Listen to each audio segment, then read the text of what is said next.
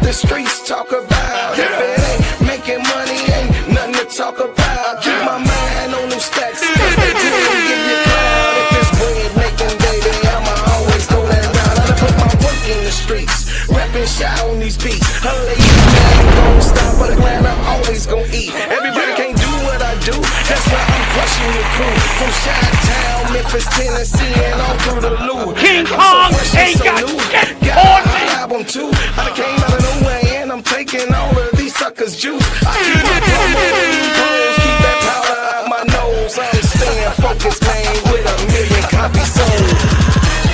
I tell your mama you ain't shit. Say my name. What's my name? Say my name.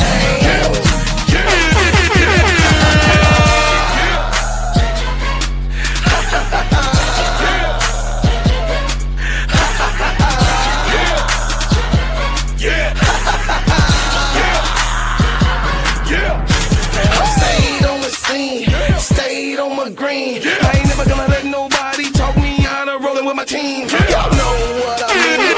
It's money hungry fiends. They think they can outsmart you by selling you. But I stay grinding cause I'm bread making, homie. And they can't figure me out because they really don't know me. You got that paper, show me. My mama didn't name me, told me. These suckers want slaves, but I'm shaking them like Kobe.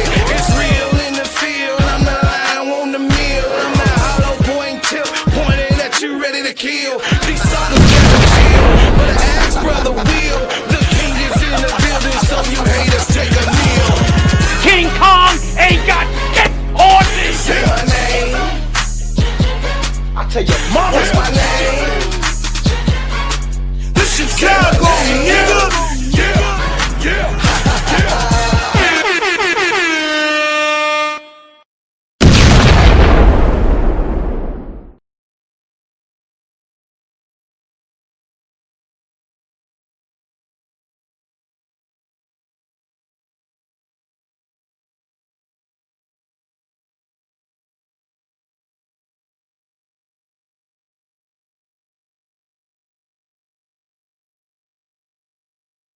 Well. I was trying to see who was going to join me in to talk about the disparity. That's right, bars. Yeah. So we have a situation that is true, that is real, and I just could not take it any more. I'm just saying, with the CBA going in a direction in favor of the players, of course, as we see, we got to now have to shine light on what is real, what has happened, and what has transpired in the WNBA. There are no black women nowhere to be found that is a head coach of any WNBA team, with 15 teams now being in the W. Not one black woman in the all-women's league is there to coach. Not one Hall of Famer is there to coach. Not one female is there. I see you, Brian Allenhans. I see you, brother. Thank you for the $2 super chat. I appreciate you very much.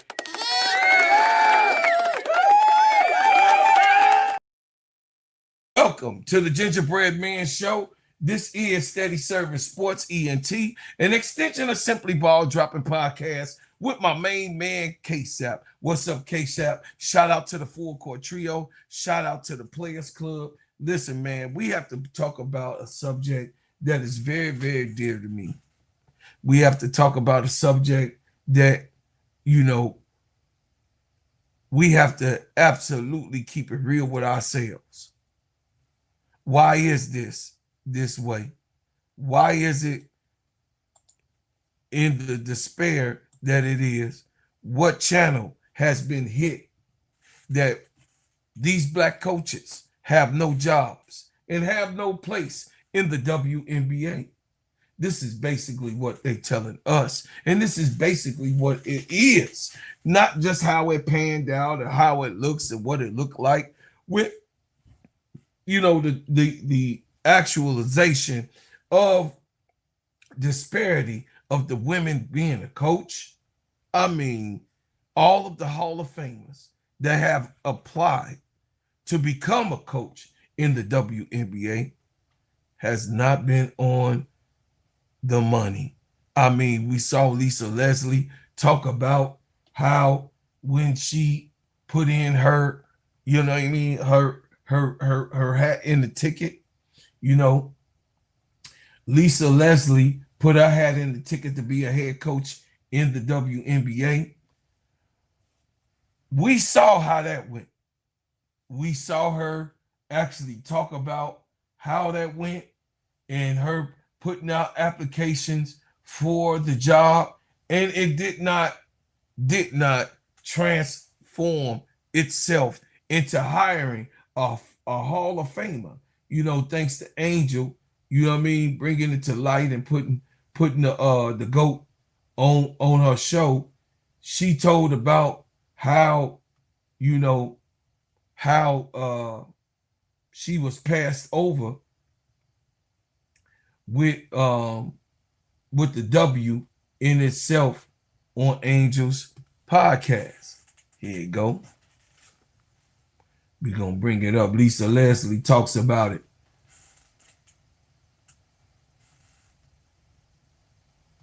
A second, bring this up. Sorry, guys. I won't for a WNBA team. You know what? I'm going to say this for the first time. I put my name in a hat to coach this year for 2 teams, all the way down to the end. I won't say who those 2 teams are, but I did not get the job. Picked. And I felt like I would never make another attempt to go into coaching. Really? In the WNBA. Yes.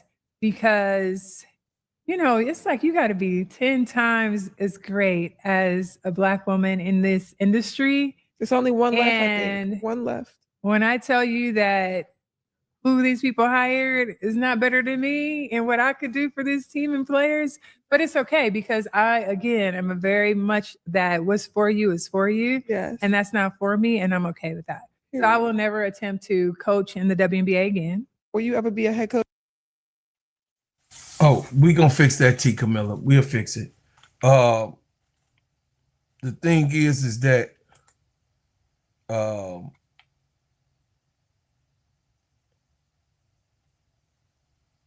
hey, look, even AI can't tell the coach because it ain't none. hey, look, even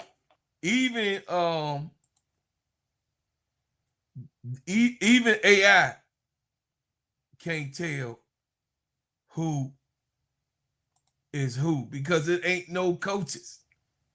You know what I mean? Put this picture under Tanisha Wright.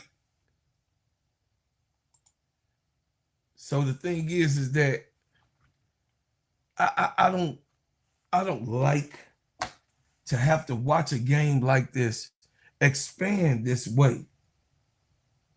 And we don't have no representation of the greatness that all of these Hall of Famers, Cynthia Cooper, Cheryl Swoops, Cheryl Miller, she coached for a while in the W. She says she don't want to do it again because of the way things has transformed and came out. But I mean, there's so many great coaches.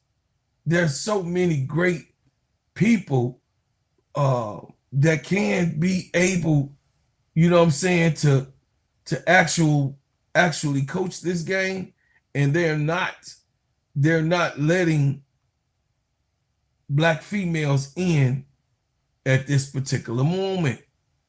At this particular merger, we have saw that this has not happened What's up, Sister Bernadette? What's going on? So the disparity of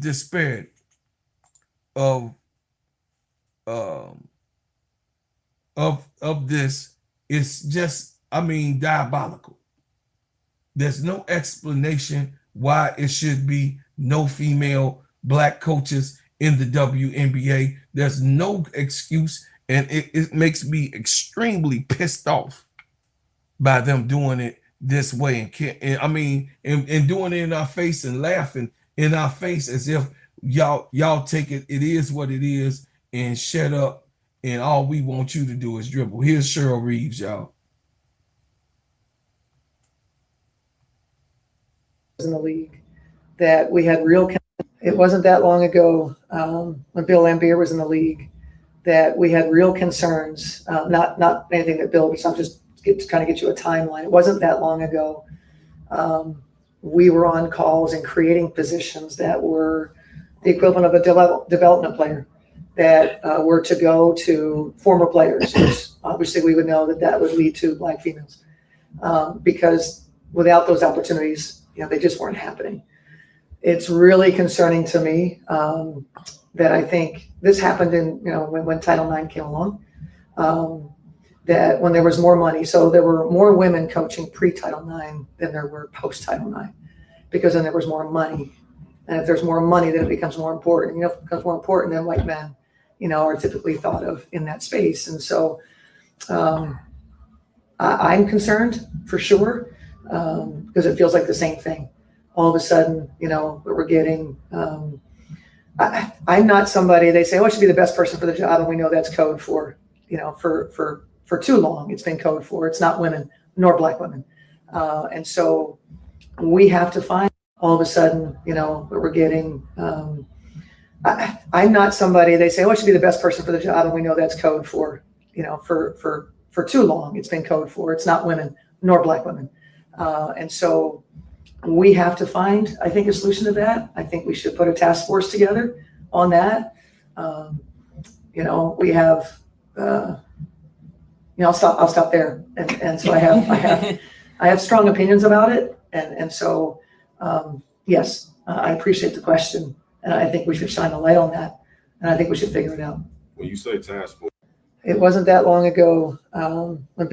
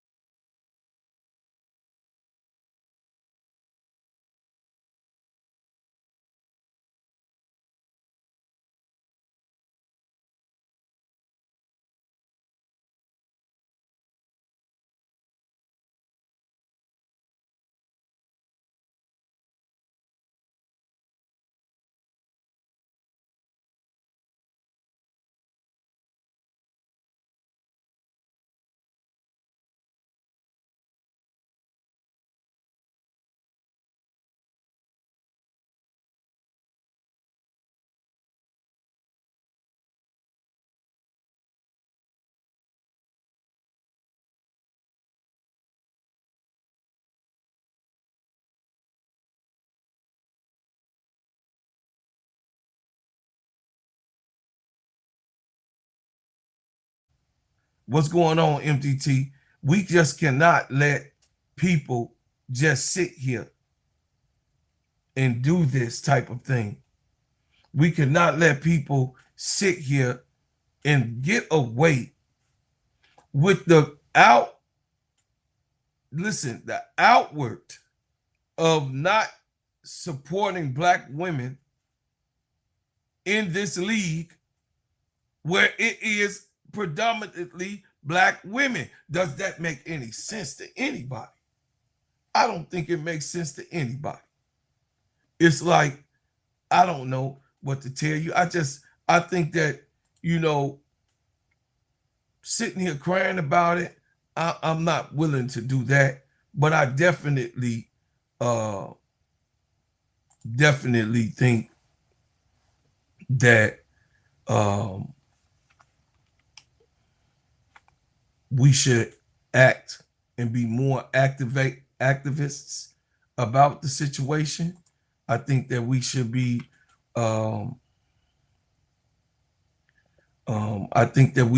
proactive in just writing the WNBA and letting them know that we're seeing them. We see what they're doing. You know what I mean? And we don't like it. We don't like it, even though a lot of people like, man, ain't nothing gonna happen, bro. Claude, this and that. But I'm gonna do my letter. I'm gonna show you guys my letter, and I'm gonna actually write the WNBA because it makes no sense that Kathy Engelberg, she don't care. That's what I'm trying to tell you. She don't care about what your feelings is about Black women not being hired in the WNBA. She don't care about that. You think she care about you having some type of emotion about how that's supposed to go? It's not her. She's a businesswoman, so she don't have the tolerance or the withdrawal to actually, you know what I mean, to give a hoop. You know what I mean? To give a hoop. And I'm trying to be nice about it, but she don't have it in her to actually care. Kathy Engelberg is a money woman. You heard what Nafisha Kaya said. You know what I mean? You heard what Nafisha Kaya said. She said that the girl Kathy Engelberg do not give a care. She is about money, and that's all. If it meets and matches the bottom line, cool. She'll pay attention. But other than that, if it don't meet the bottom line of what she owns, she ain't trying to hear nothing what you talking about. All that complaining. She like, wipe your eyes. I got y'all here, right? You know what I'm saying? I got y'all here. So, Kathy Engelberg don't want to hear none of that. You know what I'm saying? So I would let me do this for y'all real quick. Let me do this real quick. Chat. Match the names of the coaches with the thumbnails, the pictures uploaded. Yeah, that AI messed up all of the names. But y'all get what I was trying to do for us putting it up. But me personally, y'all, I know that I'm sick and tired of just stepping back and just letting people do the things that they want to do to us, and we always have to play the game. We always, you know what I'm saying, ADP? Okay, okay. I want you up here anyway. It's like we have to take a back seat to something that we have a front seat. And they have no obligation. This is my whole point about slavery, right? And a lot of people be like, oh, bro, Claude, it's not really, this is not the setting or whatever, you know what I'm saying, for to talk about it. So then who gonna talk about it? Who's gonna point it out? Who's gonna point it out? Who's gonna say something about the disparity of the Black women not having the opportunity to have a goddamn team in this league? Are you cowardly? Are you weak? What is wrong with you? Are you just like you don't care long as you get to be entertained? Are you one of those people? Or is it like this, man? Here, she dropped some science over here. Shout out to Hill for making this video right here. How This makes many a lot of sense. WNBA head coaches are Black women? Now, before you answer, here are a few things to consider. 70% of the league is Black. At the end of the This last year. 2022 season, half of the league's 12 coaches were Black, with 3 of those 6 coaches being Black women. And there were 8 head coach openings this last WNBA offseason. Ready for the answer to the question? 1. That's how many Black women are head coaches in the WNBA. Now, that's a bizarre and, to be honest, an embarrassing statistic for a league that is overrepresented with Black women in terms of the players. But the league having just 1 Black woman is Tanisha far Wright from a low point, is because as the recently as 2020, coach in there the wasn't a field. single Black woman Make sure serving she as knows head coach her in the name. league. But this isn't a new Teresa issue for women's Witherspoon basketball, but just a is the carryover from what we've on the seen far at the left college end. level too. Now, I'm not calling anyone Her name racist. is I'm on just taking a closer look at the systems and structures, It's next because to they are Sarah often Reeves. designed to be inequitable. Even if we're Goes talking under about a women's over sport, her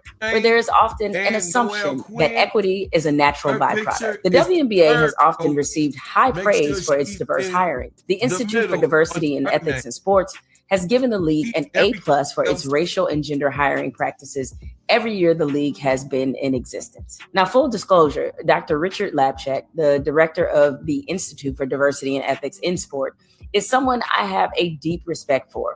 We've worked closely together many times, Tanisha and Wright he is internationally respected as a civil rights on leader. the end. But the numbers from his institute don't Teresa quite Witherspoon tell the story, and certainly is- not the full history. It's the I want to know last though, will coach. you ever be a head coach for a WNBA team? You know what? I'm going to say this for the first time. I put my name in a hat to coach this year for 2 teams, all the way down to the end. I won't say who those 2 teams are, but I did not get The job. picked. And I felt like I would never make another attempt to go into coaching Really? in the WNBA. Yes, because it's like you got to be 10 times as great as a Black woman in this industry. There's only one left, I And- think. One left. When I tell you that who these people hired is not better than me and what I could do for this team and players, but it's okay, because I, again, am a very much that what's for you is for you, Yes. and that's not for me, and I'm okay with that. So I Take will never attempt names. to coach in the WNBA again. Now, all of if the your coaches. counter argument to Lisa Leslie not getting a All WNBA head coaching opportunity is that she lacks coaching experience, everything keep else. in mind that she did coach in the Big Three in 2019. And that same year, she not only won a Big Three championship, but she was also named Coach of the Year. Now, let's say you want to dismiss that too.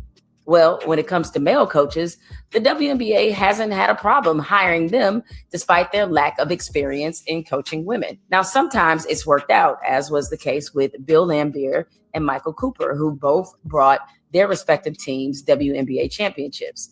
And sometimes it's been disastrous, as was the case with Derek Fisher, who was hired to coach the LA Sparks despite a terrible coaching record with the New York Knicks. Fisher, who had never coached women before, finished with a 54-46 record with the Sparks and infamously benched Candace Parker in a playoff elimination game, which ultimately became one of the reasons that Parker left the Sparks to play for the Chicago Sky.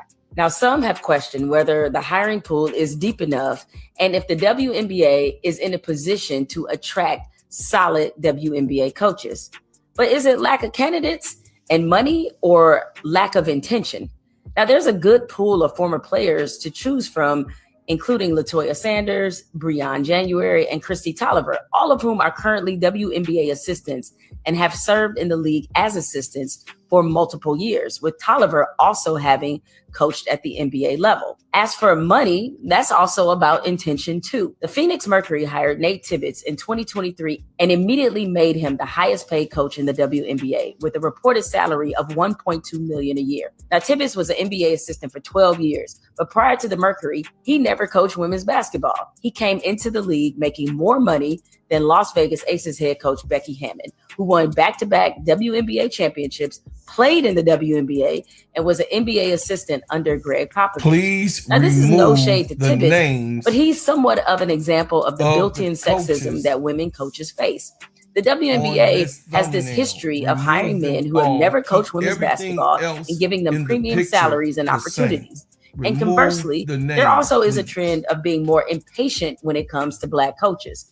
In the offseason, the Chicago Sky fired Teresa Witherspoon, one of the league's most decorated and fiercest players, after just one season. The Atlanta Dream also fired Tanisha Wright after just 3 seasons.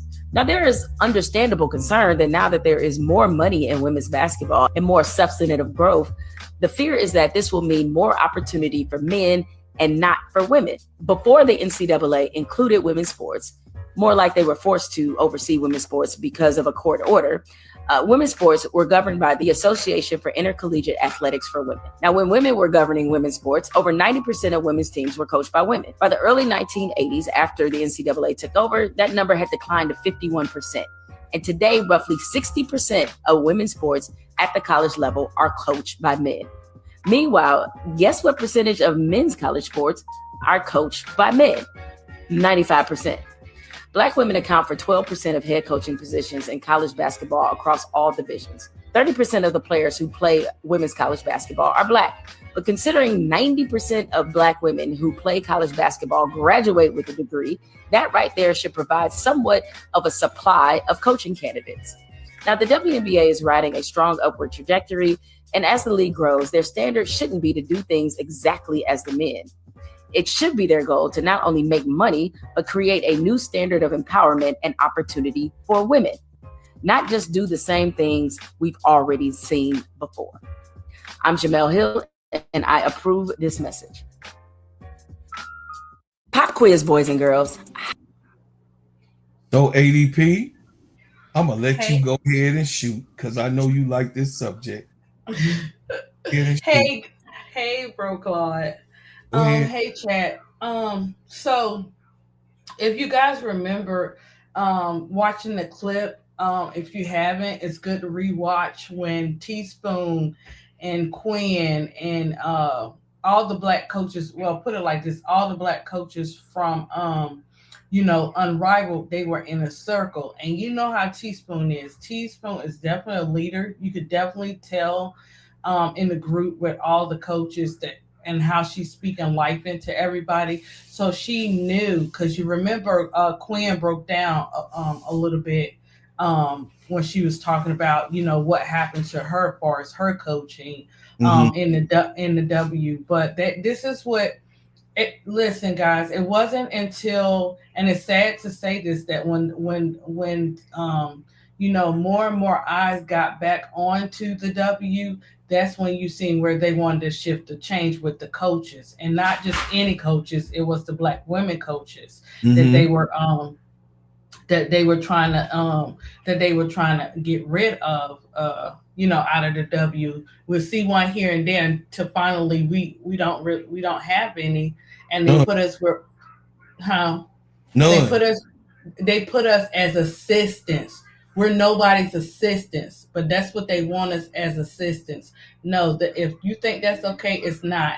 And their whole agenda is getting the male NBA coaches over there to the W, and you see how that's working out. It would be great to have more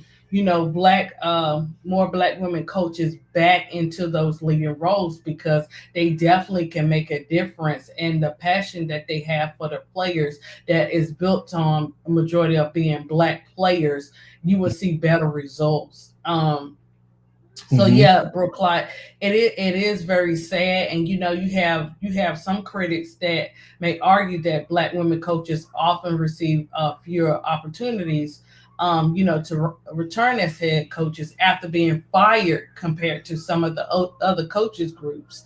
And so, which is sad too, and not getting the fair chance, as we've seen that with Teaspoon coming into the Sky. They gave her 1 year, where you have someone like a Tyler Marsh, who is yet still in the second year and has not done nearly as nearly as close to what Teaspoon was doing. You can argue all you want about Noelle Quinn, guys. Noelle Quinn has did her thing. I think that it was just time that Quinn needed a different environment. But you can't take away Noelle Quinn being a great coach. You can't take that away from her.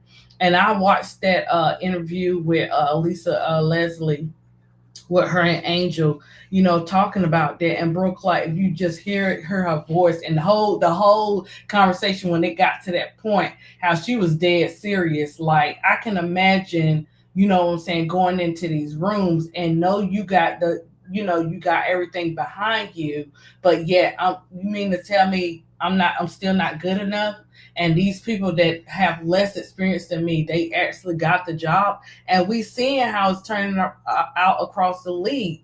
We need that balance of women coaches in the league, especially with our Black players, because they are a part of that community, so they can they understand better. You know what I'm saying? They understand, like, the Kennedy Carters and, you know what I'm saying, the Angel Reeses and what to do and what not to do. And just because, now, I'm going to say this too, Bro Clark, not every player, women basketball player is great at coaching. Some can play the game forever, but if you got a Swing Cash, Cheryl Swoops, you know what I'm saying, Teaspoon, and I mean Cynthia Cooper. I mean, you see what Cynthia Cooper did with Dallas, and then they turned around, they won that game. So these vets, these women vets who've been in the game for forever, who have retired, you know what I'm saying, in the W, should be in their coaching. But their whole agenda, when it started to have more eyes and faces on it, is to get the NBA coaches over there and to wipe out women coaches completely. But you know, it's sad that the Black coaches were first, you know. So the number of Black head coaches in the WNBA has changed significantly over time. At some points, nearly half of the league's head coaches were Black, while at other times the number has dropped sharply. Now we have none, guys. Recent reporting noted that the league has gone through periods with very few Black female head coaches, despite Black women making up a large percentage of players, right? And why is this such a conversation and an argument, Bro Clyde? Because we have players that will benefit from seeing this leadership that reflect their experiences. Former players bring unique knowledge of women's game. Also, I did the show earlier on Candace Wiggins. So now, you know, and everything that went on with Candace Williams when she retired. So, Broke, like, now we're seeing that more and more in the WNBA. Not only just those type of things, we're also seeing it with Angel Reeves. And if they had the those women coaches in line to, fight for them and have their back, a lot of this stuff wouldn't be happening. So that you're a threat when they want to get rid of you. You're a threat when we have none in as head coaches. Yeah, we got assistants, but we are nobody assistants. But we, I know people, players take it because they love the game, Bro Claude. But at the end of the day, we're good to be assistants. But you telling me we're not good to be head coaches? No, kick rocks with that. We are the most beautiful queens and strong women in the world of basketball. In the world. And in the world of basketball, Bro Claude, and it's sad because you also see this, guys. You see this in acting and all that, where the Caucasian women speak up for the players, for the actress to get the same pay. A lot of them took pay cuts or whatever, but they shouldn't have to. We have to speak for our people. That's what it equals up to. We have to speak for our people. Yes, it's great they speak for us, but they can't always relate to our culture. So we have to speak up for others so that these Black coaches can come back in here. We have to make a statement. We have to stay on it, because pretty soon it's going to be wiped out with all women coaches, period, the way they going, the way they want it set up. And it doesn't matter how much weight you carry into the W, they're going to be trying to replace you with an NBA coach or an ex-NBA coach. So I see it's been a pattern. I think Noelle was the last one once she broke Claude He was a to very last black the coach, female. and you don't even people don't even understand, Brooke Clark, how behind closed doors how much the women have to go through just to be coaching these jobs and what they have to deal with in a supposedly male role. Even though it's Absolutely. not a male role, it could go both ways. It could be, 50-50, but some of the world don't see it like that. So this is a good subject because it was sad. You could just tell Brooke Clark when Noelle Quinn, they was in that circle, and Teaspoon, she gave her all her flowers, uplifting her and stuff like that. And you got to remember, these players that used to play together, or the black coaches, they stick together. They know each other. They know. Yes, that's a good one to play, Brooke Clark. Because guys, you will see what I'm talking about in this circle if you take it back. And he did a great interview with this. And I land Brooke Clark. You guys take a listen. Me and ADP is on this subject, and you know what? I always, ADP, we me, I'm gonna drop a show at least once a month on consciousness, right? On what we need to be doing and paying attention to. Because some of you got to get back to that, Brooke Clark. Now, guys, when Brooke Clark started his channel, and some people, coming at the side eye, and some had a problem with it, but Brooke Clark still stuck to his guns and still spoke up when he was talking about the businesses, when he was talking about everything with with our black community. Some listened, some didn't. But thank you, Brooke Clark, because that's something that is great for us to listen to, especially in this time. Yes, ma'am. We're going to keep on doing it. And then I would like in particular for this to be mine and your show. And we'll do it as many times as you're able to be free a month.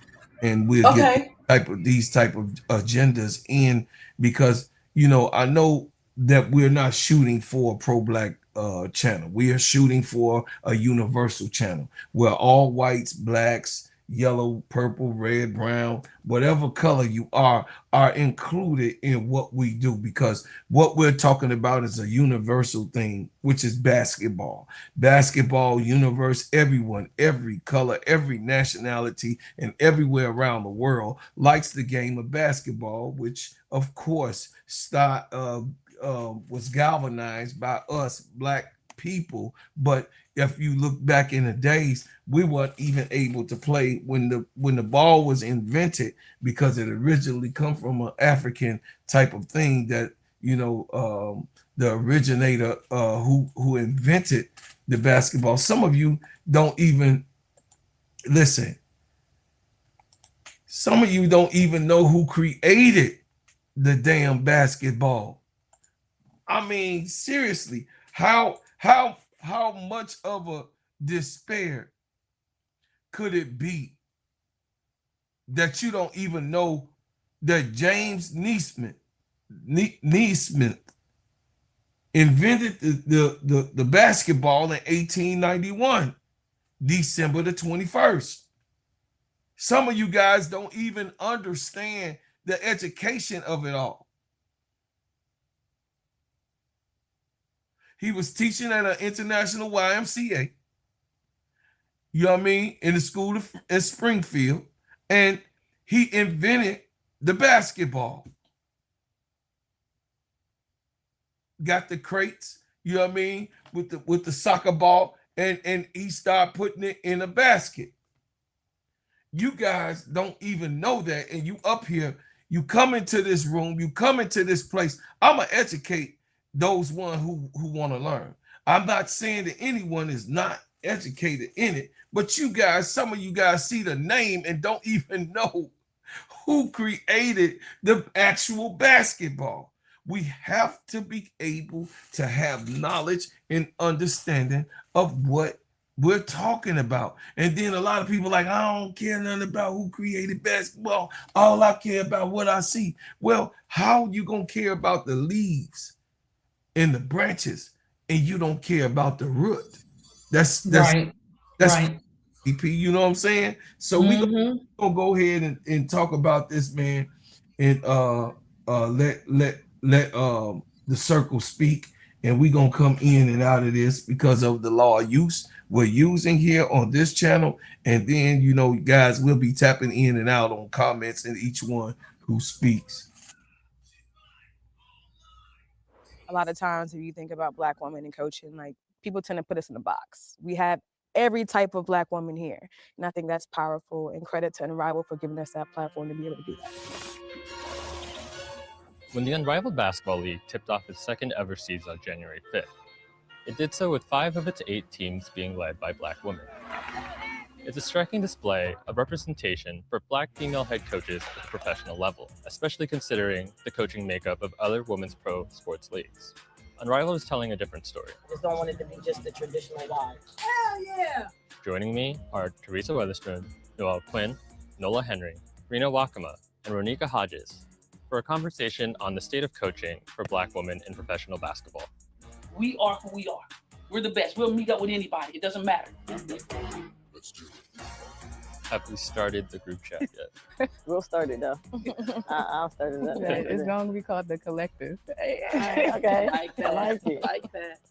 You know, something I really love about this group is just the variety of kind of experiences that you all have. If we can kind of just talk about how special this is, this collection, this group, coaching and Unrivaled this season. It's powerful. You think about an opportunity to be surrounded by amazing Black women in this capacity and this amount. It's not normal. I'm just so happy to be a part of it because support matters. And sometimes in this industry, you don't always get the support that you need. The word that comes to my head is community. Like, we are building a community and it's needed. I can go and talk to Spoon anytime. I could go and talk to Ree anytime. I could go and talk to Nola anytime. And sometimes you just need that, you know? You need somebody else to lean on. Yes, we want to be competitive, but sometimes we do need that support. And I think us building this community here at Unrivaled is going to be great for all of us. High energy, high effort. We good? All right, here we go. So they had to come. Shout out to Unrivaled, first of all. Right. Yes. Shout out to Unrivaled, because y'all don't understand how unique Unrivaled is, guys. Y'all got to understand that. Listen, this Unrivaled League, shout out to Stewie, shout out to Fee, the people that galvanized, that put this thing together, because these women would have lost their salary this year. Do y'all understand that? All of these women, except for Wakama, because she's the assistant coach still on the Chicago Sky, and Noelle, what's my baby name? From the Rose. What's her name? Nola. Nola is over there on the Aces as assistant. On the Aces with Becky. But outside of those two, everybody else, the Hall of Famers don't got no jobs. The Hall of Famers ain't got no jobs. And they assistant coaches. They're not Natalie Nakasa. So you know what they did too, Roclot, is a lot of Teaspoon, Ty Young, Swin Cash.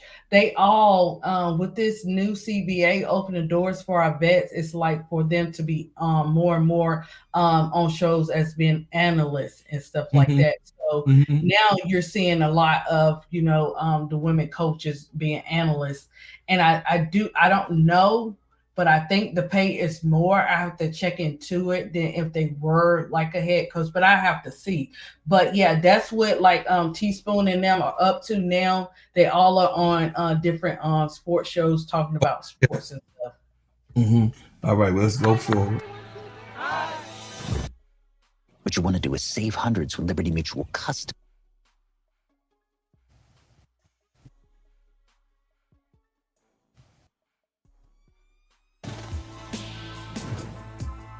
I don't want to be lucky. I want to be great. Defensively, we're being too reactive. Well, something I think about a lot is in 2021 during your introductory press conference, where you virtually named every Black female head coach, the head coach in the WNBA.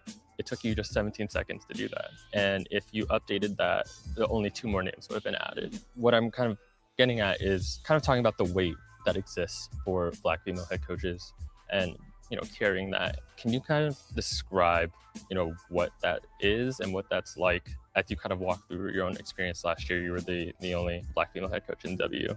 It's indescribable unless you put on our shoes and our clothes and wear the burden that we have sometimes. You will never understand. These guys know and understand. And I know I was in a significant role that was not only for me. It was for whoever came before me to make sure I honored them. And it was for whoever is going to continue to come after me. To be one of however many, it is at times tough, for lack of a better word, but also it is an honor. Can I just add this for Noelle, because she spoke heavy. She spoke some heavy words of what it's like to be in that position alone. She was in that position alone, and she had to feel like I'm holding up the next woman to come, the next Black woman to come. You need to know that the job that you did, it was well done. It was well done. And you handled yourself so well, so you left the door open for the next Black woman to come in. You need to know that. Defensive execution and activity is there. We gotta rebound. Because a lot of times what happens is when we talk about the room, we're not lucky to be in the room. We're not lucky to be in the room. You all are the missing piece in the room. You are the solution that's missing in the room. And that's what we got to continue to hold on to, is we are the missing piece that's not in the room. Go get it in. Tell Kia, get it in. Action. With a situation like this, for this unrivaled season, does that weight feel less? Maybe it doesn't feel as burdenous as maybe it typically has been in other situations or leagues or experiences? I know that there's pressure in every situation, but I kind of want to remove the word weight from my head and just think about it like this is an opportunity for all of us. It's preparation. It's a training ground.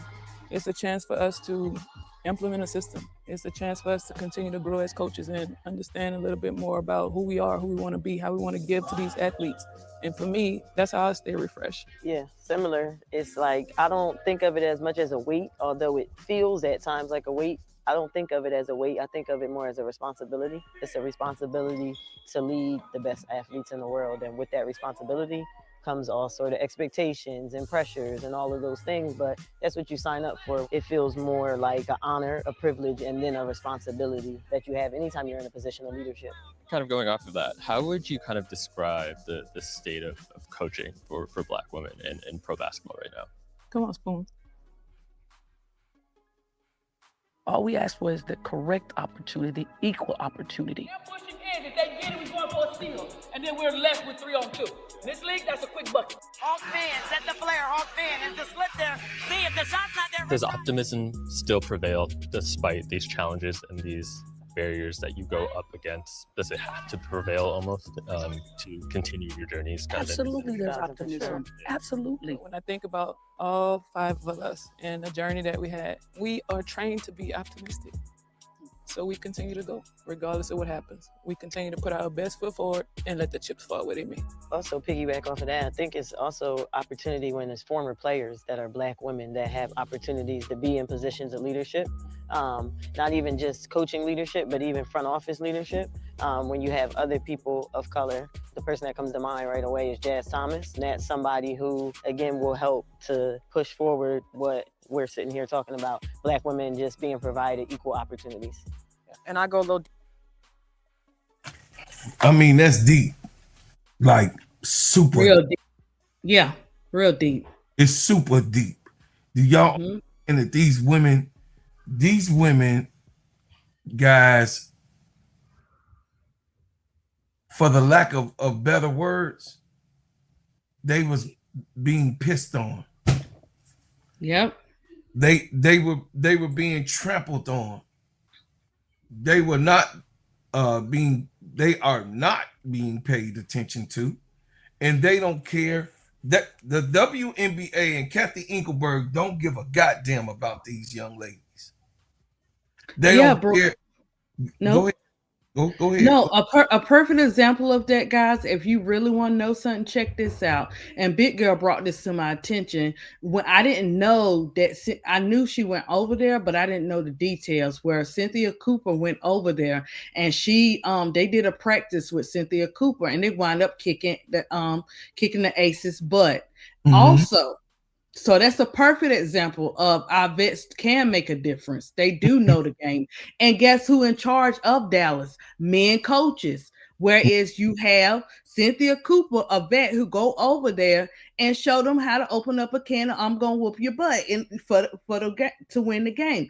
Also, guys, if you remember, Teaspoon Bro Clark was on the show after the game, or I think it was either before the game, or whatever. She demonstrated how they could stop the Aces, how they could stop Asia, and everybody said she was correct in everything she said. So there go Teaspoon, who didn't get a fair chance. Renika Hodges, she's assistant, and she coached her butt off in Unrivaled.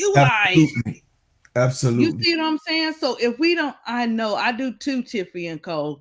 And so we know these women, they can do the job. What happens is they don't get the fair chance to prove themselves before they're X'd out, or people don't realize where they need a shift from that environment or from that team to go to another team. You know what I'm saying? Like I said, I just felt like Bro Clyde Quinn needed to just go to a different team, different environment. But you notice, guys, in Unrivaled, what Quinn was trying to do, it was working, with the young intern. It actually was working. Absolutely. You know what I'm saying? Imagine her doing that in a whole year time frame with the young intern. So this just over there on Washington. Right. This just goes to show that there are Black women coaches are a threat because they know how to dominate and execute. Go ahead, Bro Clark. I would say this. This show. This is your show. ADP. This is y'all league, and I don't try as dominant as I am as a young man. And of course, me raising 8 daughters, I understand the different at least 10 times, 10 different women, including my mother, my wife, and my daughters, on how you guys, need to be handled. Everything is different. Everybody is not the same. Our nieces, it's different ones. Bree is different from Naya, and Tori is different from Sahana, and even different. Even Dream is different in her growing up as a baby in this house. You got what I'm saying? So you guys are, the Black women have been disrespected, dishonored in every single field. But what I wanted to do was I wanted to shine the light on all of these top players, all of these people.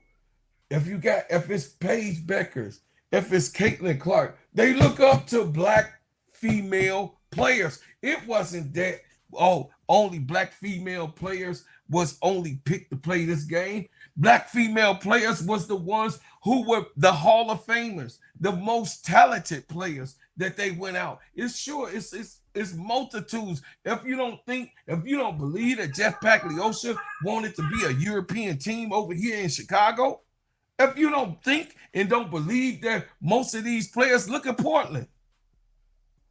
I'm just saying they want to whitewash a whole bunch of these situations that comes to the dominance of Black women in particularly. And I'm not making it up. If I was making it up, why aren't there Black women in the WNBA? There are definitely enough qualified Hall of Famers that knows and has a mind, not just the intelligence of just being a player, but they have the intelligence, the highest IQ. Teresa Witherspoon with the highest IQ got fired for a Tyler Marsh that took him 2 seasons just to win 1 game more than Teresa Witherspoon. Now he's in game 13 and Come on, man. These people think that they can go ahead and put the banana down, you know what I mean, up tailpipe pause. But I'm just saying they think that they can fool us and give us food. And it's a lot of us that is fooled by this because of the fandom of it all, right? Because of how it is, you know what I mean? And then you have those people put in general spots like Sue Bird running the USA. But I like that Carol Lawson is the coach of the USA team. You got what I'm saying? So I'm good with that. They make it even, right? It's an even kill with that type of thing. You feel me? And she picked her staff and, you know what I mean, all of the people that's running under Carol Lawson. I'm good with that. But God damn it, we got 15 teams in the WNBA and not one black Not one black woman is here. And like I said, ADP, I'm going to write my letter. I'm going to get it. I'm going to do what I need to do. You know what I'm saying? On ChatGPT, going to get it right and nice. And you know what I mean? And I'm going to send it out. And I'm going to send an email to Kathy Engelberg and the WNBA Council. I'm going to send one to Adam Silver. It's because they cannot go another year without black women being a head coach. Not one more year. Not one more year. That's disrespectful. It's totally disrespectful. You mean to tell me that not one black woman knows the game of basketball at this point in 2026 on this level and in the growth of the WNBA? And then there was black women that got us there, hear all of this. I mean, in the transition, as they went off, like Teaspoon said, you start seeing it cut in half. When they added 12 teams, it was only 6 black coaches. Yep. It was mostly dominated by the black women coaches that was there before us that won rings and went in that Hall of Fame bracket and got their pictures on the wall. But now we are in a situation where now the disparity is such an outcry for the disrespect and the despising, taunting, playing in our face with black women being there, knowing that they're available, and these black young ladies playing, they can't even hear ADP. You know, we taught in the military, and also, you know what I'm saying, and how I come in the military structure, you know, you respond more to the face that you're familiar with.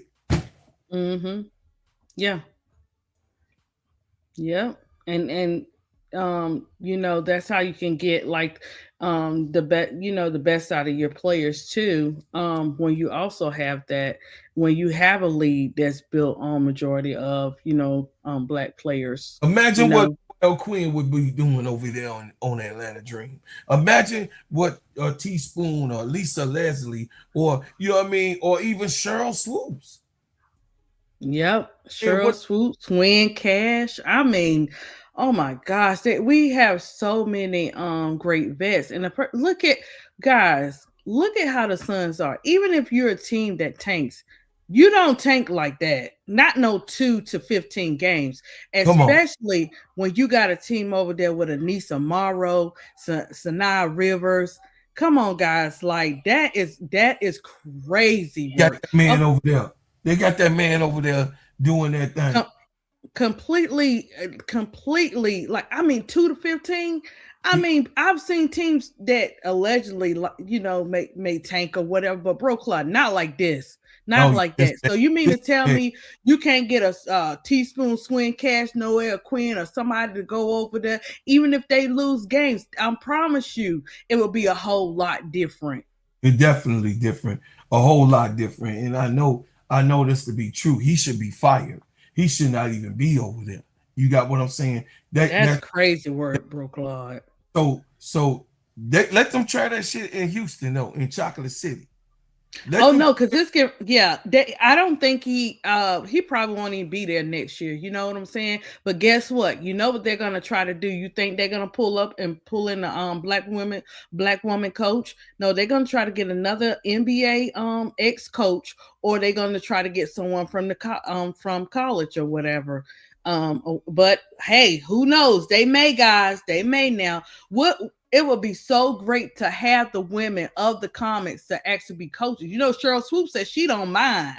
She in, you know what I'm saying? Yeah. It would be so great to have that type of coaching staff. Just I mean, let's do it all the way. Black women coaches on one team. Yes. I promise you, that's a championship team.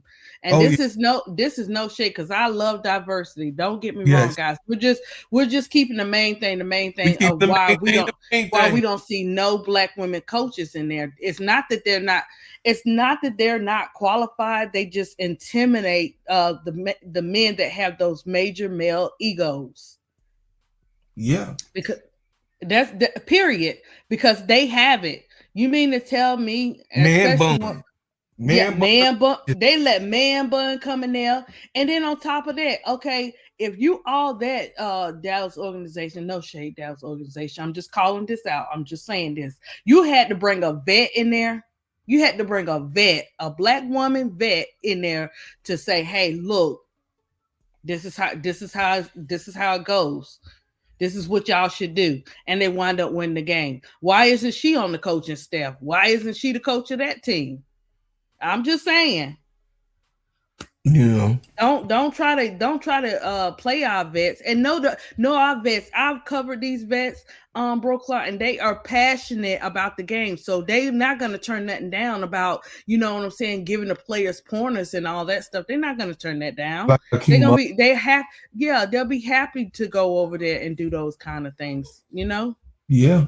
And I think that you know, me personally, I think that having this disparity and bringing about this conversation and just talking about it, it brings light to what it is. You know what I mean? I feel good that I'm able to come up here and tell you guys and really shine a light on, you know, I know we love the love.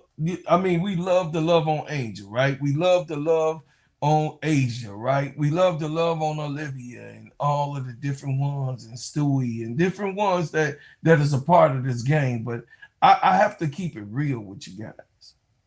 You know, despite a player pool that is roughly 65% to 70% black, the WNBA currently features 0 black female head coaches across its franchises.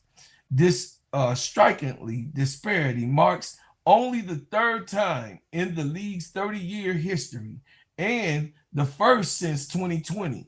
That season has tipped off without a single black woman at the helm of a team. The lack of representation highlights a jarring disconnect in leadership, Kathy Engelberg, comparing to both the league demographics and its historic coaching milestones. The issue involves several key dynamics. The decline of representation. Just a few years ago, in 2022, black women held exactly half, 6 out of 12, of the league's head coaching positions. Over subsequent seasons, high-profile departures such as dismissal of Tanisha Wright in Atlanta, Teresa Weatherspoon in Chicago, and recent Noelle Quinn by Seattle Storm rapidly reduced the number to 0.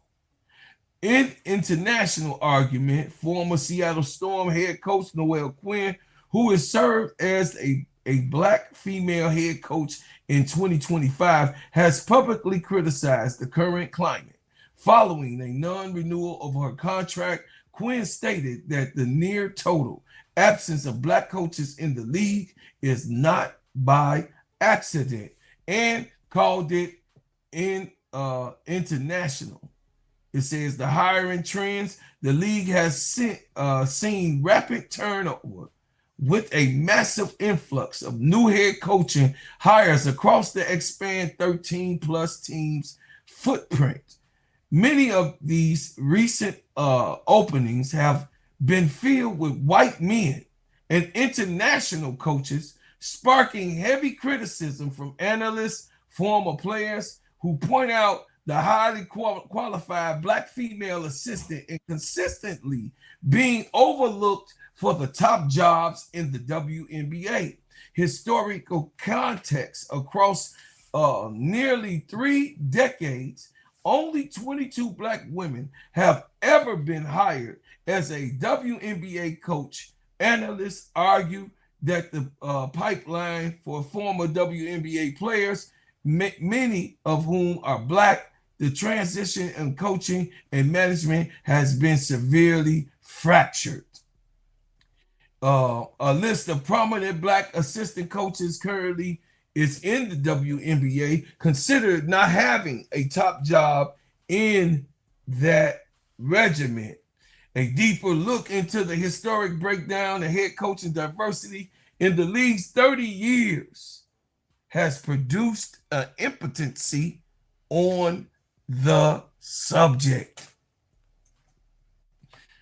You guys, what I'm saying is the truth, man. I have to bring it, and I made sure that I brought real information to you guys.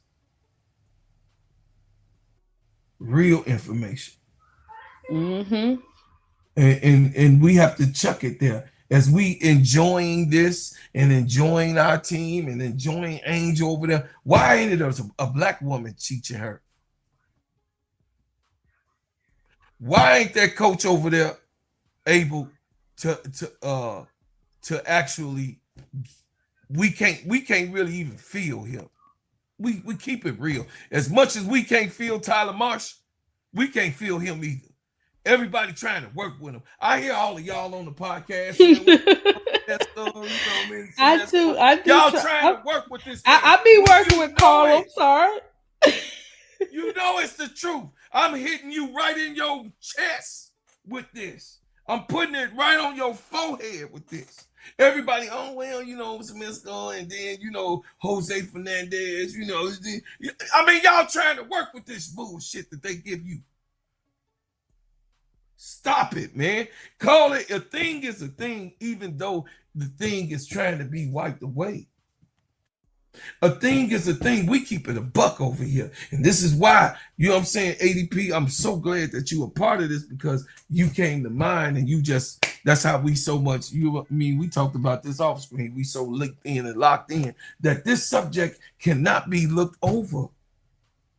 No, it can't, because we don't have any. And it's crazy because they wiped us out. You know what I'm saying? The minute that money, they slaughtered you right in front of your face. They completely said, no, we want them all out. We don't want them getting none of this. And at the end of the day, you know what I'm saying? The coaches, they still wouldn't have mattered. Well, it does matter about what they would get paid, but they would have took it, guys, no matter what, because they love the game.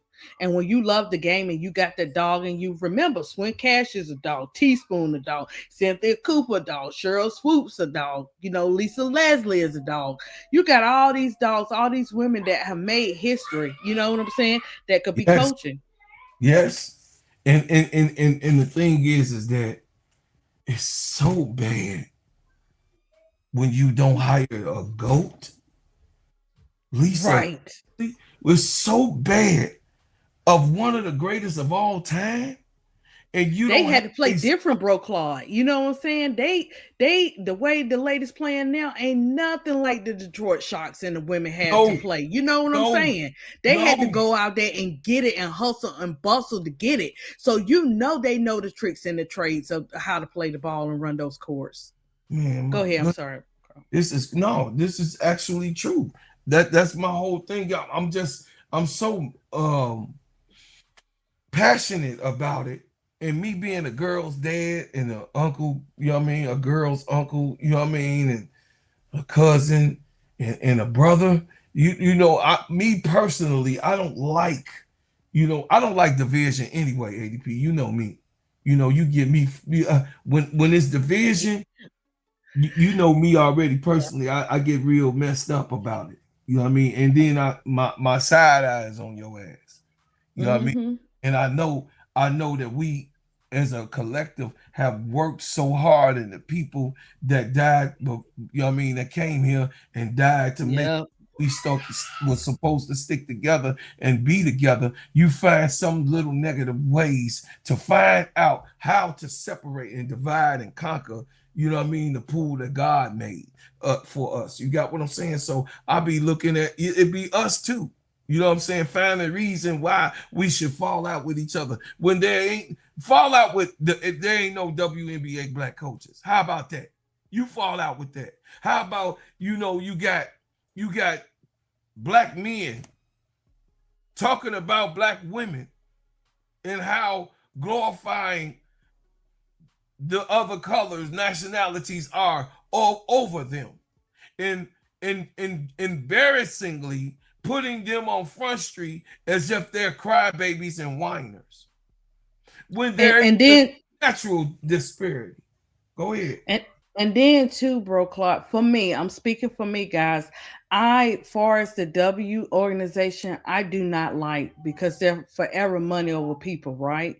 But for an organization like Unrivaled, I love Unrivaled because of the diversity, because of what they did. The minute the W said, "Hey, no, we don't want no black head coaches," they picked those coaches up immediately and had them to be able to play in Unrivaled. But we get to see so much more dog and so much the basketball we want to see without the blow of the whistle. It is getting ridiculous because they're bringing those habits to the W from the NBA, where we can't even completely watch a game without the stop and go. You know what I'm saying? So yeah. And look, Rival don't stop. They don't just recruit just in that particular time frame. They already got the recruiting set up. We're gonna get all the great players over there, and they take care of those players. You know why they take care of those players? Because they're players themselves that started it. So this is where it makes a difference when you have black coaches in the league. They can relate because they've been through it. They know how to do the dog fights. They know what it takes to do this. You think they seen it? You think new players coming in didn't have a foundation where they had to start from? Everybody got to start from somewhere, and the foundation is the women of the league, the black women that's in the league that were players, and now they were coaches, and now we don't have any in the W. We have assistant coaches. Renika is assistant coach, or whatever. And she over there rooting. Renika had Angel. Do you know how that would be too? I'm just saying. Like she said, Angel, she had no problem with giving Angel her flowers. She like, Angel gonna be my record. No problem, no jealousy, no envy, no strife. It's a lot of coaches like that. They need that. You know what I'm saying, in the W. Unrivaled already got it. You know what I'm saying? Unrivaled already got it, and it's got the people. So the W got to be careful. You know what, guys? You know what the W did? And I'm not this what I seen on threads today, bro, Clark. You know what they did? Oh, Angel dropped this. Oh, she had a great game. But we don't see you saying nothing about what you're gonna do about the problem or whatever. You know why, bro, Clark? If you check and you go back to the Candace Wiggins story, she had a situation and she talked about it. Do you know they pushed it aside? They had like maybe 4 or 5 players that said, no, we didn't have that experience, which is okay. They was like, we didn't have that experience, so we didn't see that, but they never investigated and they never talked about it. They never investigated and said nothing, but they, you know what I'm saying, they bullied that girl and allegedly. But in everything that she was saying, bro, Claude, she was talking more of the dating and being straight from, part of the dating pool or being married, to same sex or not being married to same sex. She wasn't married to same sex or whatever, right. At the time. So she was talking about that and how, difference of opinion can play a role, you know what I'm saying, in the basketball world. So we're seeing, but yes. And so guess what? Now, yeah. And guess what? Now we're seeing everything that she was talking about. It is happening with our players. So there is some truth. And what I was trying to explain to everybody today, bro, Claude, when they don't want to make a comment, when they don't want to research on it, why wouldn't you want to research for the truth? Why wouldn't you want to tell the people that it's not true? Because it's some stuff to that. There's some stuff to it. Yes. So, history, I hear, we hear people, guys, say history repeats itself. The same way they tried to put us last is the same way we getting ready to be first. And everything they try to take away, we come and we get triple double of it back. So I'm just sitting and watching how it's repeating. So if the W don't want to appreciate the black coaches, rivals sure do. Yeah. Oh, absolutely. And ESPN Shanae Ogumake calls out the lack of black female coaches. This was an article in 11/24 in November. She was called it out because she got pissed off when Chris DeMarco over there, who we was just talking about, got his job. It says the growth of the WNBA has experienced the last couple of seasons has been tremendous, but that doesn't mean everything is sunshine and rainbows. And the most notable issue that continues to plague them is the underrepresentation of female coaches in the league. However, ESPN analyst Shanae Ogumake noted a stark lack of intersectionality leading to the dearth of black female coaches. Ogumake has felt this way for quite some time, but she had to say something after the New York Liberty hired Chris DeMarco as the team's next head coach, right? DeMarco will make the jump to the WNBA after 12 seasons with the Golden State Warriors. This hiring has continued a new trend within the WNBA head coaching space, which Ogumake has taken notice of.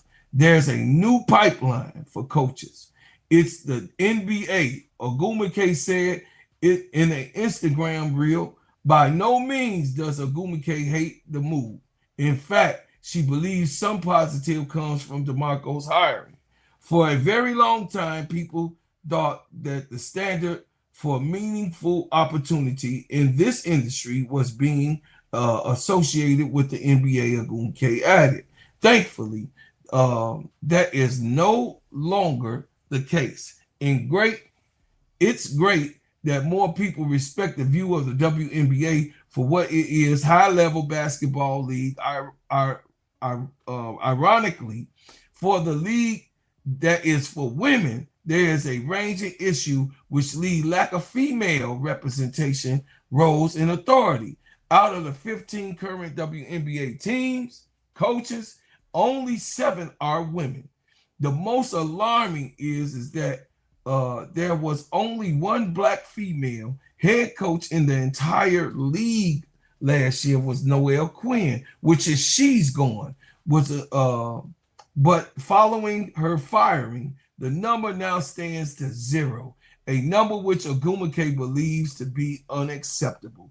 Clearly, all eyes are on the WNBA and its head coaches, but I hope we also never forget who helped pave the way, Ogumake said. Now, the easy rebuttal that most people will have is that these teams just choose the best available option.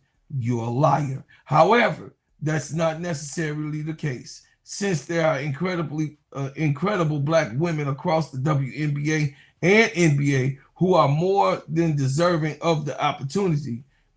Christy Tolliver, Brianna January, Quiana Christmas, Kelly, Lindsay Harding, who is currently with the Los Angeles Lakers, Ogumake listed. Those are only a few names off the top of her head of black women with tremendous minds worthy of opportunity in the W.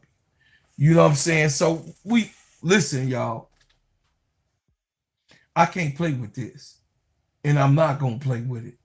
And this subject should have already been nipped in the bud, but we seeing, as I'm looking, I'm like, they really think that they're going to get away with this without Bro Claude saying something about it. Well, I'm bringing it to the table. I'm bringing it to the light. I'm glad you're here with me, ADP, to do whatever we need to do to make sure that we make it known and understood that these women are in tears Yeah. Of the disparity that we sit there and say they whining. They're not whining. They're just going ahead and telling you exactly what happened to them. Exactly how it happened to them. Exactly how it played out for them. You understand? Here you go, guys. A little bit more, and then we're going to go to the next subject.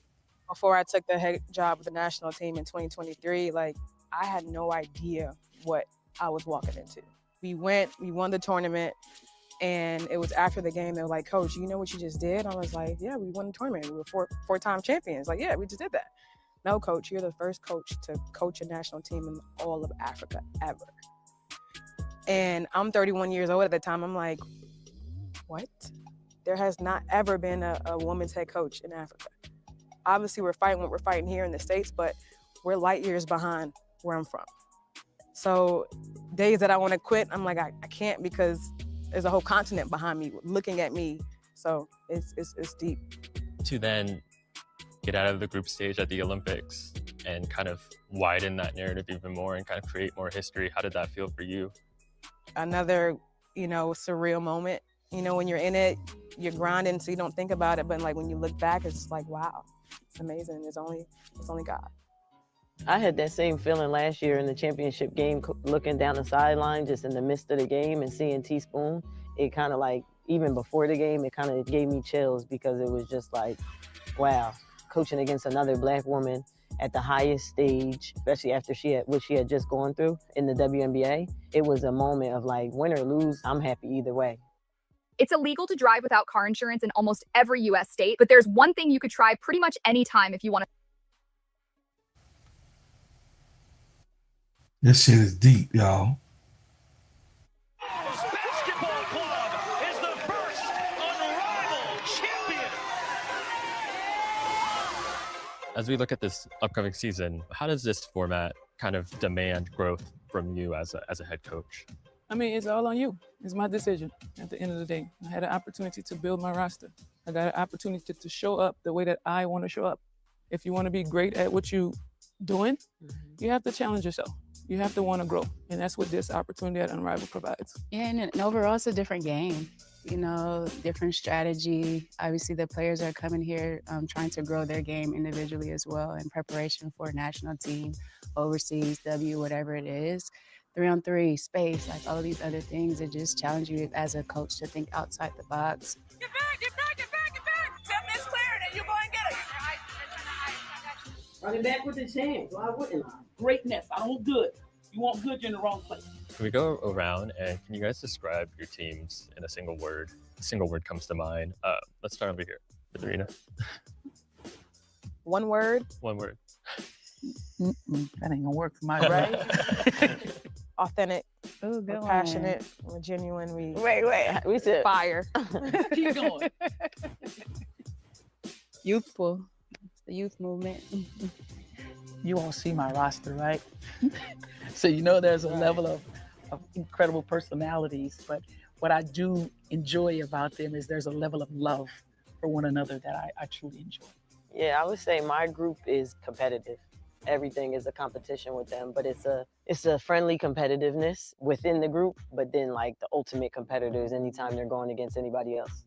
I have 2 words for my team. They are super competitive and they are lit.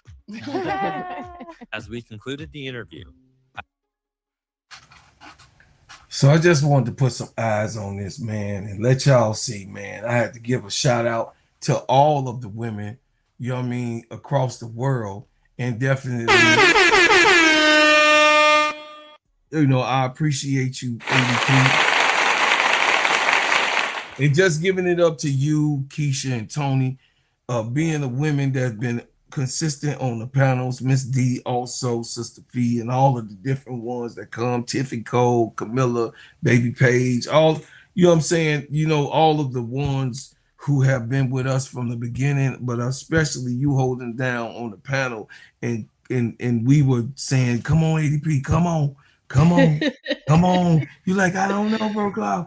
I don't know if I'm like, come on, baby. Let's do it. Yep. We can do it. Up in Brooklyn. I'm not gonna leave you. I ain't gonna leave you.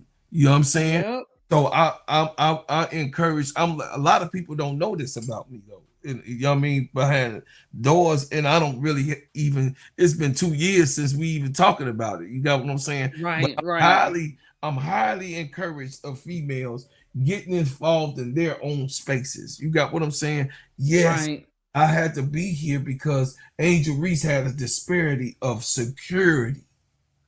She had a disparity of black men saying good things about her. She had a disparity of someone saying, hey, I got your back. So Asia had the same problem. And most of the young ladies that is in the WNBA. But we've seen this right here now. We see all these new podcasts, these podcasters popping up now all of a sudden. You know what I mean? I understand y'all love Angel and coming up and you popping up and saying you been here. No, we talking about the ones who started off with Angel. It's a different class. It's the ones, it's the 2, 3, 4, 5 podcasts that had Angel back in the beginning. And then of course us who expanded us, we was the second generation, right? ADP. We was the second generation in 2024 of coming. And then of course now that Angel has left the Chicago Sky, you got a whole nother type of tribe that's behind Angel, which we always welcome. You know what I mean? You know, they welcomed us over in Atlanta. They say we here, you know what I'm saying? You know what I'm saying? We here. Hey, I appreciate you, Dennis. I appreciate you. You know, we here. We're here. And this was something that we had to take heed of. I'm glad that you came. I'm glad that you support me because that's what you do. Always. I wanted to talk about something that was off, and I knew I threw some people off today. You know what I'm saying? Because I'm always excited to talk about some basketball, but I'm always going to point out the injustice. I'm always point out the injustice. And that's just the way, when I started out, just like ADP said, I used to be at least 2 or 3 times a week talking about, you know, the black disparities. You know what I mean? But I had to come more and more into the actual format because, guys, I'm just being honest with you. You know, I take this real serious and I want to be as real to you guys as I can and give my truthful opinion. If I'm right or wrong, you know, if ADP don't matter if she right or wrong, it's just her opinion. It's just the way we think as individuals and the way we see things. You know what I mean? There's no such thing as right or wrong when it comes to an opinion. I'm gonna just stay with that. Right. We could disagree. You know what I'm saying? And then also you know what I'm saying? What I was saying is history is a part of you. History is a part of your show. But you're not an inbox person. So being that you're an outbox person, you're able to say, hey, I started off with this history, but I know ball. I mean, you hitting it from the women and the men, and then you turn around and hit the history. That's universal. You know what I'm saying? And you have to be universal. Like, you know, for me, out of the group, I take it back to, I was telling the chat today, I take it back to what K-Sap told me when he was showing me how to do my channel. And he said, ADP, you need to use your art. And he knew sometimes I get really nervous, guys, and stuff like that. He said, ADP, you're overthinking. You got this. Use your art. And some people think that art is just about drawing pictures and stuff. We are art. I didn't understand the full message of what he was saying until I found my way. And so while it's a balance with this community, you have, you know, K-Sap, Keisha, Miss D, Tony, Duvall, they're gonna talk about those stats and, you know, and break stuff down, and they're gonna talk about the different, you know, situations going on. As in, for me, I'll talk a little bit about the game, but I'm bringing the history. And I'm telling you, what since I've started doing the history, YouTube has been coming at me in different types of ways the minute I started doing the history of the women of basketball. And everything that I've talked about, guys, has come where the vets are getting more chances, whether they're analysts or whatever. Then I just did a show on Venus and Serena. Guess what? They're doing a match coming up soon. So you know, I had to I didn't know what I was doing when I was doing it until I got a name for it, but I was like, hey, I want to understand my players. I'm researching my players because when we all started, Brookline and them used to have it. Hey, these are the rookies to watch out for, and you can look at the stats when they doing it, be like, oh, this person is good. But if you don't do the research on those players, you never will understand why they play the way they play, why they start this, where did they start at? You know what I'm saying? Who was coaching them? Let me go back, and you have to go back, even though I may not know all the rotations and the stats. I'll go back. You got to go back. Big girl will say, hey, ADP, go back and look at all the Angel games. Go back and look at this game. Go back and look at this game. You have to do that so that when you're talking about the history, you have to bring the game into it. Right. And so I found my way with talking about the women's history and the mental health. And then when I get on the panels, I'm able to talk about, hey, this play or that play because of the people that brought me into this community and made me feel welcome. They knew, they understood me. They know how I am, guys. I'm in that corner. I'm nurturing. And, sometimes I would get a little nervous, but they knew how to ask me the questions and to bring it out of me. So it's a good thing in what we're doing. Brookline, don't stop being you. You have music history. Sometimes I see people doing it all the time on the social medias. Let me tell you the story about this. Let me tell you the story about this time. Being in the industry is no joke. It's not easy like people think. And the things that you went through, that might be somebody today going through the same stuff. So you guys, you got to give it up.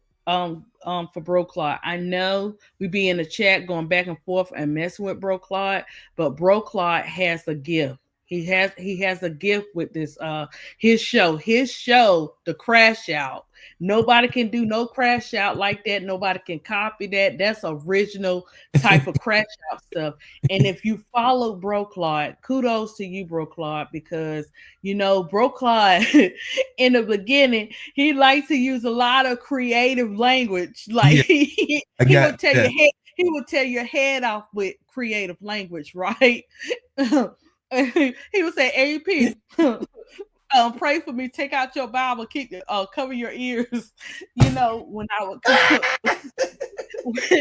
would come in the I didn't get better. But because, guys, he respects K-South. He respects what K-South did, and he respects the people of the community and the chat. Brookline don't do that, all that creative language like he used to. Y'all think y'all getting a little bit here and there? Oh no. Y'all go back. It was deep. He did not play, and it's okay to use your creative language. It's not wrong with that. You know what I'm saying? I was NWA.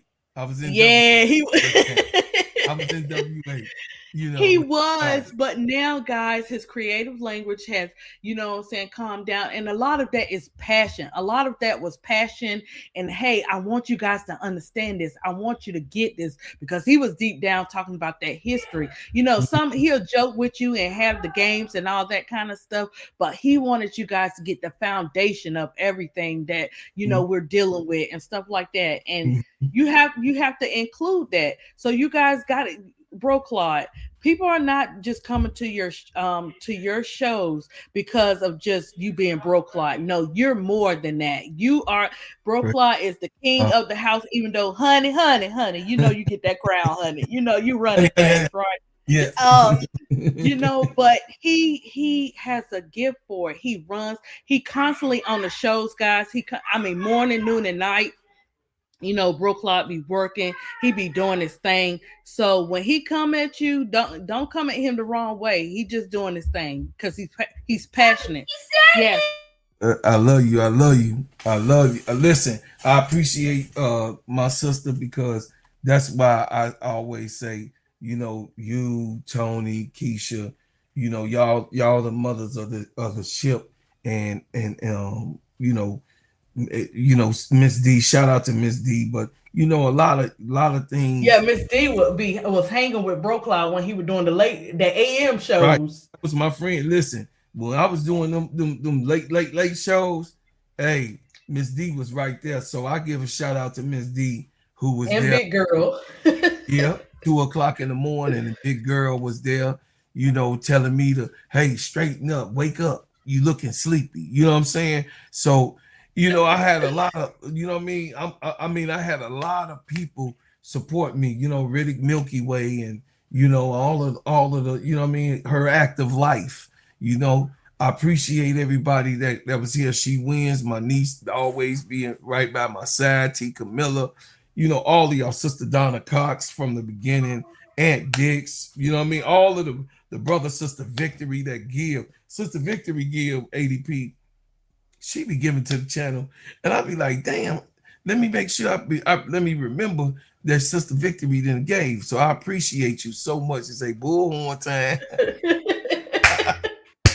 I think he got us with that. But bro, Clyde, you know what God has blessed us to do. And guys, look, you see how we can come together. Bro, Clyde is Muslim, and you know I'm a Christian or whatever. But you see how I could talk to Bro Clyde and say whatever, and he doesn't stop me. He doesn't have a problem with it. He doesn't put me down, nor am I gonna put him down for believing what he believes. But you see how it grows and how we have established a family with our chat. We got relationships in the chat.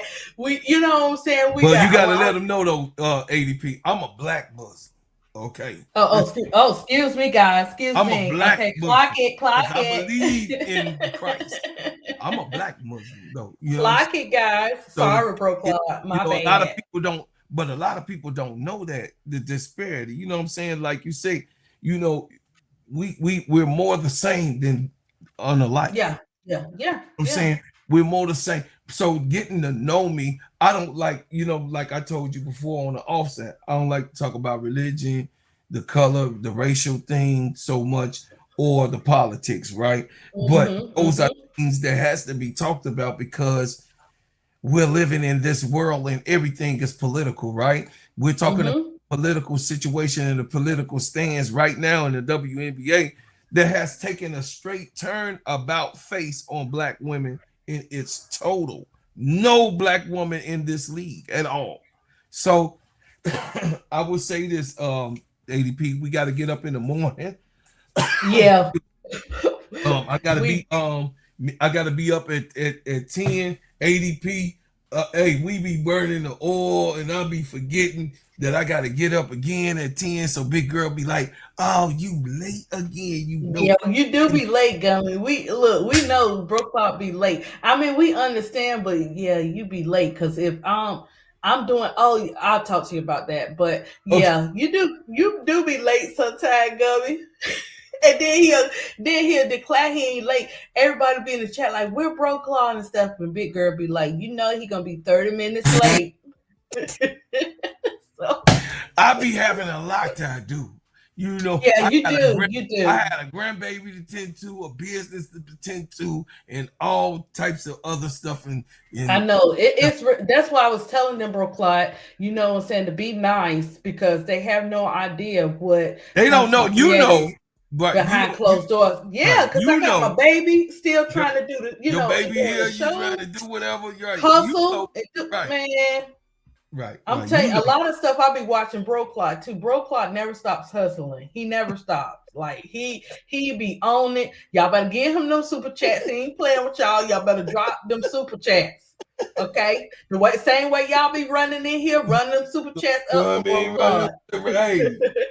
Hey, you. Oh, so now y'all telling me I'll be watching y'all. Oh, so y'all telling me y'all don't like me?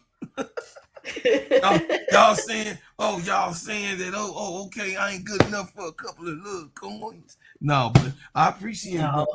Yeah, he appreciate everything, guys. For real though, regardless of whether you do or not. Yeah, you I always do. You don't owe me anything, but at this particular time, my baby, we gonna get the hell up off of here. Are you coming on tonight? No, I'm not coming on tonight because tomorrow, I'm trying to. So, what I'm doing is I'm doing Monday, Wednesday, and Friday. I'm working 10 p.m. to 5 a.m. because I need to get my stuff trademarked. So, and some stuff with my business and stuff like that. So we're trying to do that. And all you gotta do is look my name up, and then there's a lawyer there. You can just call him for trade. Okay. Because I know you were saying it was 500 and stuff. So we gotta get my son ready for, college and all that kind of stuff. So, it's just a lot of little stuff.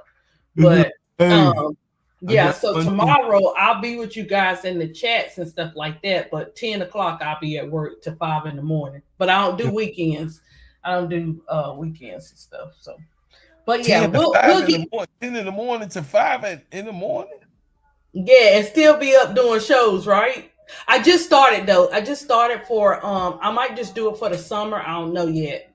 Okay. I haven't decided. I just didn't want to. Yeah, I know.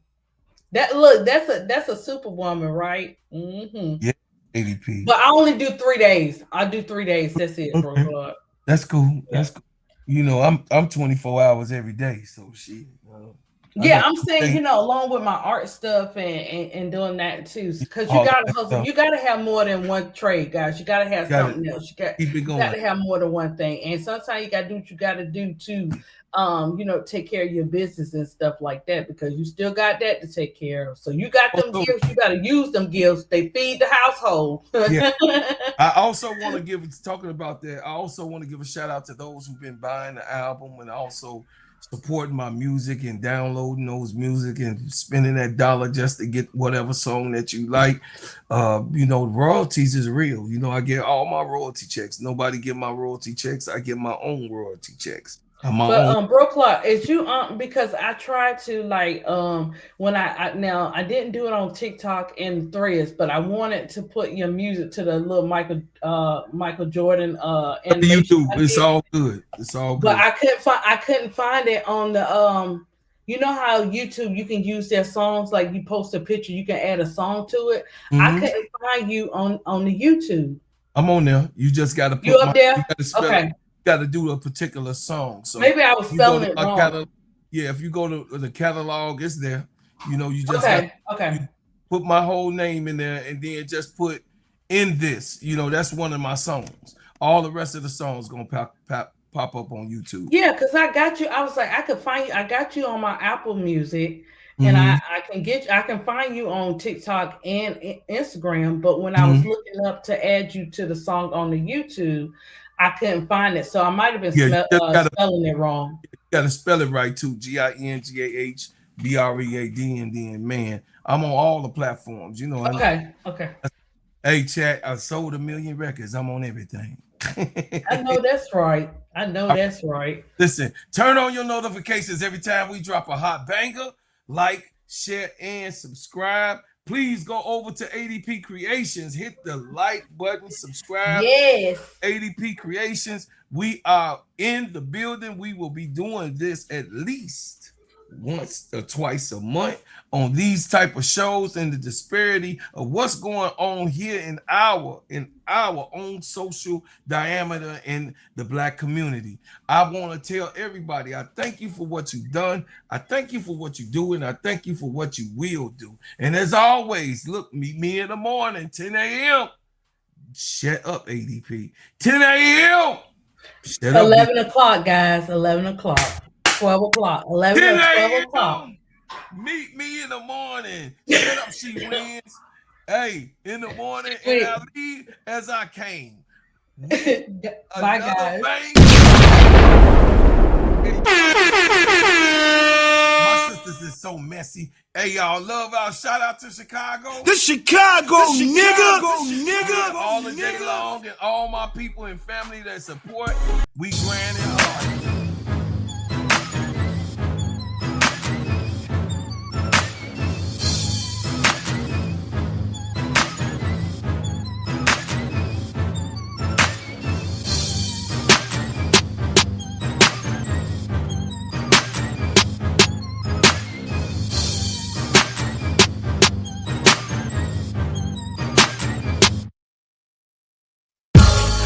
My product, turn it